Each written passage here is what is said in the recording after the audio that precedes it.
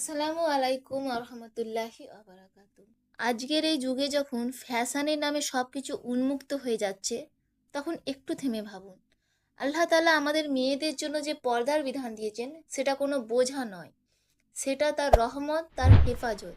দেখুন, একজন মেয়ে যখন তার শরীরকে পুরোপুরি ঢেকে রাখে, তখন সে শুধু নিজেকে রক্ষা করে না, সমাজকেও রক্ষা করে। লজ্জা তো মুমিনের গয়না।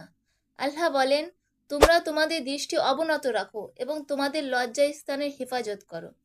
কিন্তু আফসোসের বিষয়, অনেক বোন আজ এই পর্দাকে পুরনো বা সংকীর্ণ ভাবে, অথচ এই পর্দাই তাকে আল্লাহর কাছে আরো প্রিয় করে তোলে।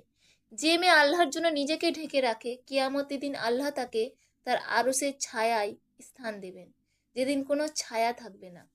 ভাইয়েরা, তোমরাও তোমাদের বোন, স্ত্রী, মেয়েকে পর্দার কথা মনে করিয়ে দাও। আর বোনেরা, মনে রাখো, তোমার এই লজ্জা ও পর্দা তোমাকে দুনিয়াতেও সম্মান দেয়, আখেরাতেও জান্নাতের উঁচু মর্যাদা দেয়। যারা এখনো পর্দা শুরু করেননি, আজই শুরু করুন, ছোট ছোট ধাপে।